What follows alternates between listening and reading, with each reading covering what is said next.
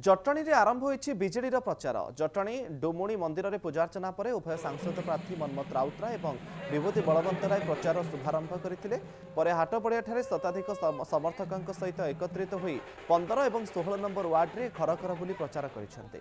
जदिव मनमथ राउतराय अन्य कार्यक्रम चली जाते तथापि जटणी विधायक प्रार्थी विजु जनता दल विभूति बलवंत राय प्रचार जारी रखिते। शताधिक महिला पुरुष युव छात्र सामिल होते।